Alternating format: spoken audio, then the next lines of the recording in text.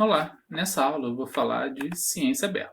Experimentos científicos e análise de dados exigem que notebooks do Jupyter sejam reprodutíveis, para que tenha uma garantia e credibilidade de que a análise está correta. Além disso, esses notebooks têm que estar disponíveis em plataformas abertas para consulta e reprodução de outras pessoas. Então, aqui nessa aula eu vou falar de distribuição, boas práticas para o desenvolvimento com o objetivo de garantir reprodutibilidade, ferramentas auxiliares que ajudam nessas boas práticas e eu vou concluir o curso. Então, começando pela distribuição, tem três formas principais de distribuir notebooks.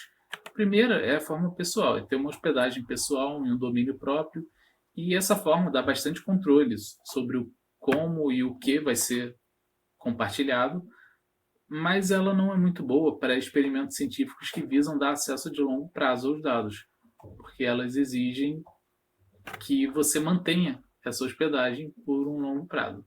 Ao invés disso, é melhor usar uma plataforma que garanta melhor a disponibilidade. Pensando que o notebook tem códigos, uma opção pode ser pensar em plataformas de versionamento de código, em sistemas de versionamento, como o Git, que podem ser hospedados no GitHub, e poderia ser uma escolha natural, mas não é uma escolha ideal para notebooks por conta de alguns desafios. O primeiro é que no notebook são arquivos JSON,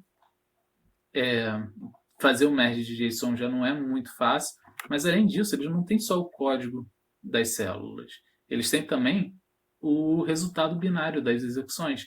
E fazer merge textual de binário é ainda pior do que fazer o merge de JSON.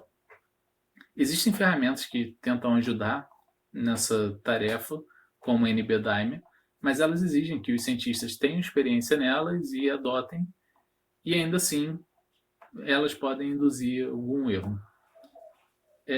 O segundo problema é o volume de dados em experimentos científicos.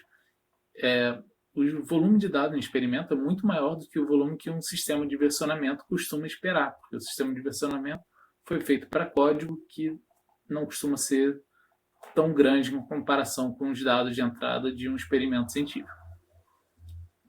E, por fim, essas plataformas de versionamento não dão muita garantia de que essas páginas não vão mudar no longo prazo, apesar delas, em geral, não mudarem.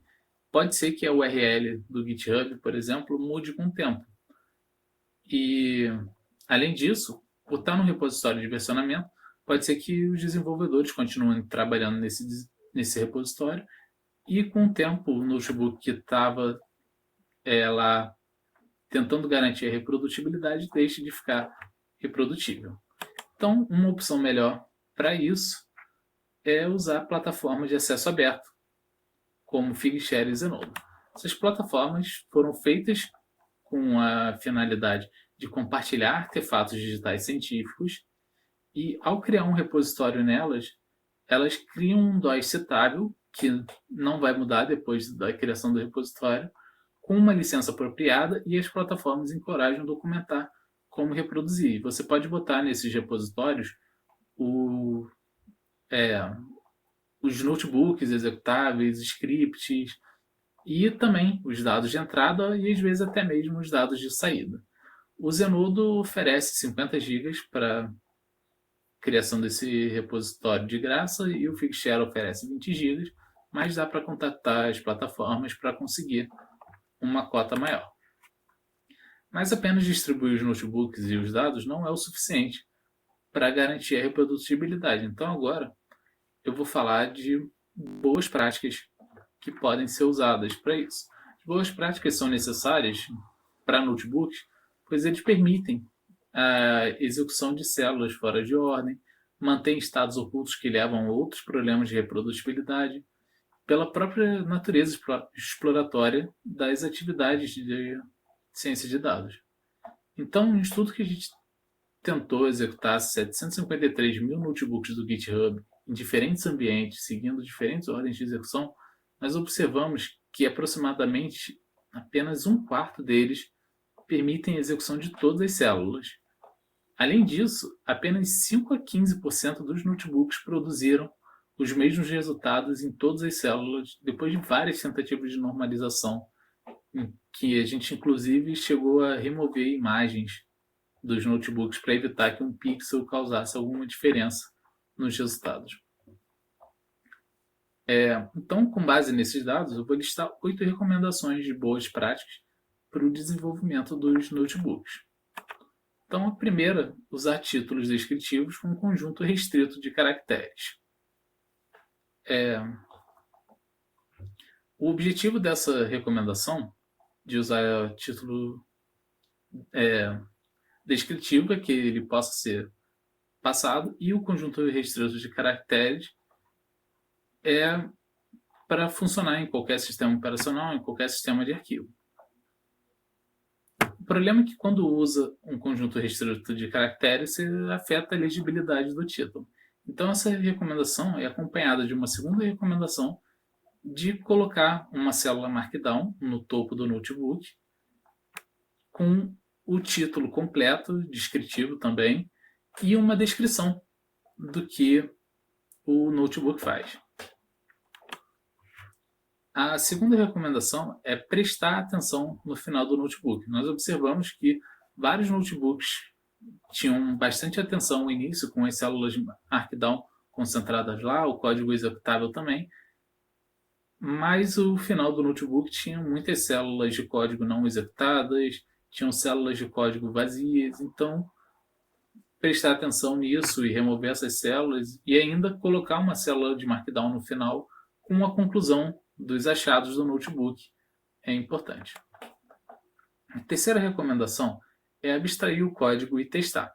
Então, no notebook, nós podemos ter funções complexas com várias linhas executando alguma coisa, e é difícil testar essas funções além da chamada delas do notebook, que ocorre no notebook, porque importar um unit test lá que não foi feito exatamente para testar notebooks e usar pode acabar quebrando a narrativa que o notebook está tentando contar. Então, uma opção é abstrair esse código para arquivos separados. Então, aqui tem uma função Fibonacci que a gente está movendo para um arquivo algorithms.py, e no notebook a gente importa esse arquivo. Então, com isso, a parte do notebook fica só a execução aqui da função, e essa função pode ser testada externamente com bibliotecas padrões para testes, por exemplo, em um terceiro arquivo.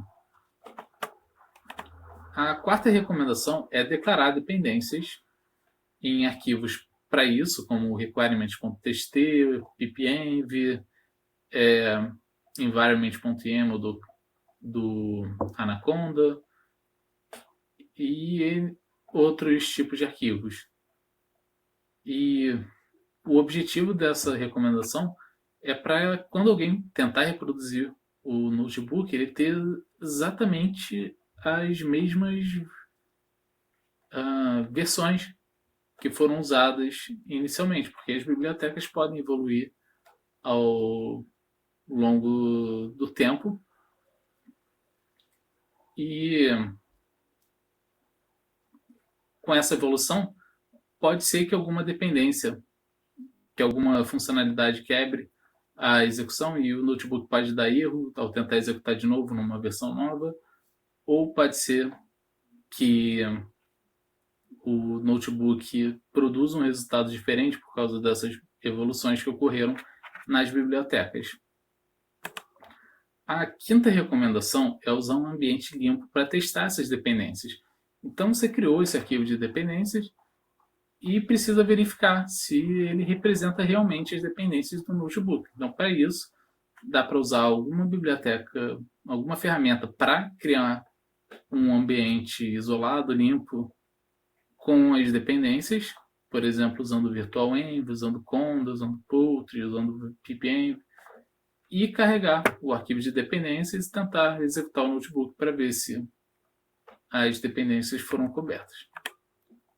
A sexta recomendação é usar imports no início.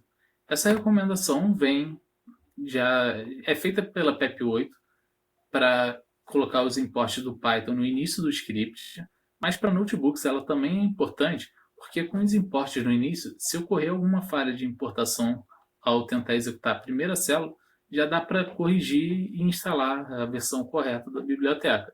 E isso também ajuda a testar as dependências, que com a primeira célula tendo todos os imports, dá para criar um ambiente limpo, verificar se o arquivo de dependência tem todas elas e já identificar problemas com a execução de uma única célula. A sétima recomendação é usar caminhos relativos para acessar dados, porque caminhos absolutos não só podem vazar informações do seu computador, então aqui esse caminho estaria vazando o nome do meu usuário, como também eles podem não ser reproduzidos por outras pessoas sem alteração. Outras pessoas não vão ter o arquivo do dataset exatamente no diretório que eu tenho aqui. Com um caminho relativo, isso é minimizado, dá para acessar os dados do repositório diretamente. E a oitava recomendação é reexecutar do início ao fim o notebook antes de publicar ele nesses repositórios. E o motivo disso é que os notebooks podem ser construídos com estados ocultos ou com células fora de ordem, e garantir a execução do topo para baixo, garantir que isso produz o mesmo resultado, é importante. Então aqui tem 3 situações de estados ocultos em notebooks. A primeira situação ocorre com a reexecução da segunda célula, e com isso o código aqui do notebook, que deveria mostrar o valor 1, está mostrando o valor 2. Então depois de salvar o notebook e de fechar o kernel, a gente não tem mais o histórico da execução desse notebook. Então não consegue saber que teve uma execução aqui diferente a mais. A segunda situação ocorre pela edição da célula depois da execução. Então aqui nesse notebook, as células só foram executadas uma vez cada, mas a segunda célula foi editada depois e não há nenhuma informação aqui indicando que essa edição ocorreu. Se eu não me engano, no JupyterLab tem uma implementação nova que ele mostra as células que foram editadas e não executadas. Então isso poderia ser pego durante o desenvolvimento, mas se o notebook estiver salvo, isso mostraria todas as células da mesma forma e não seria pego. E a terceira situação é quando ocorre uma remoção de célula no meio que foi executado. Então agora o código aqui deveria mostrar 0, mas ele mostrou 1 porque tinha uma célula aqui que atribuía o valor 1 nessa variável. Além disso, as células podem estar desordenadas. Por exemplo, nessa primeira aqui, se o notebook tivesse sido executado primeiro a primeira célula, depois a terceira célula e depois a segunda célula, o resultado mostraria aqui como 0, mas o código também estaria diferente do que era esperado. Então, com essa reexecução do início ao fim, dá para pegar esses problemas que ocorrem com estados ocultos e com células desordenadas e tratar eles antes da publicação para que a reprodução do notebook fique certa.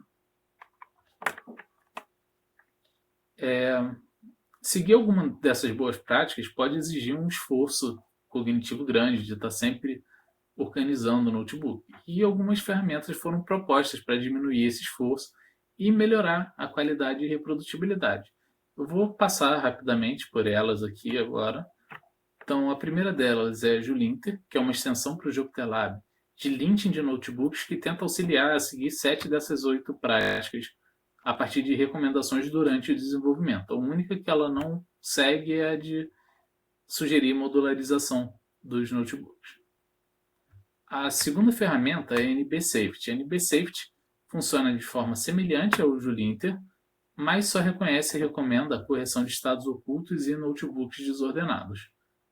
A terceira é o ReproZip, que coleta todos os dados e programas usados em um experimento e cria um pacote de reprodutibilidade. Então, com o ReproZip não precisa criar um arquivo de dependências, porque ele já está coletando isso automaticamente. E possui um plugin para usar com Jupyter. A NBGetter coleta a ordem de execução das células e oferece formas de limpar os notebooks através da identificação de dependências possíveis entre as células por meio de análises estáticas. Então, tendo a ordem de execução, ele consegue reconstruir o notebook que foi executado e consegue limpar para tirar as células que não são tão interessantes. O Noteflow possui essa mesma funcionalidade, mas ao invés de usar análise estática para reconhecer as dependências entre as células, ele usa dependências dinâmicas que reconhecem as dependências que de fato ocorrem entre as células.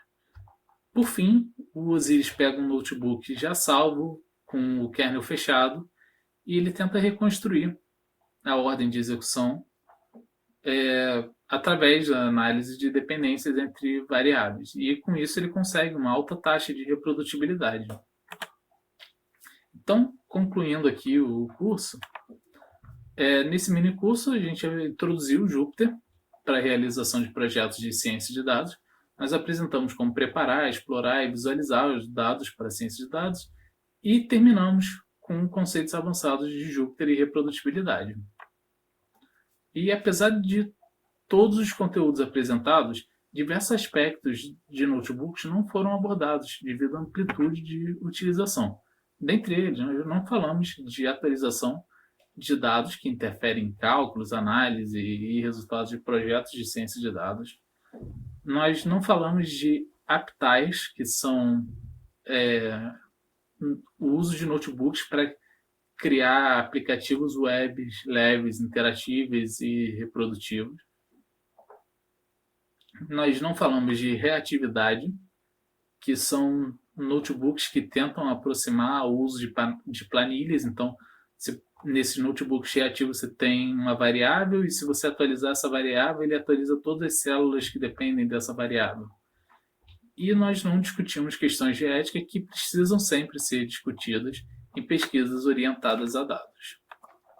Por fim, vale acrescentar que o Jupyter também tem muito a contribuir com a educação, com pesquisas mostrando que ele pode auxiliar a desenvolver a habilidade de comunicação através da escrita científica e que ele pode ajudar a corrigir e avaliar, dar notas em trabalhos escolares entregues em notebook Jupyter. Porém, ele também tem pontos a melhorar. De acordo com Johnson, notebooks têm um comportamento imprevisível e têm dificuldade de replicação, também tem permissibilidade de práticas fracas de programação e abertura para possíveis problemas de segurança. Mas nós esperamos que com esse curso nós conseguimos diminuir um pouco os lados negativos de pelo menos 2 desses itens aqui, deixar o comportamento um pouco mais previsível e reprodutível e tirar a dificuldade de replicação. Então, obrigado.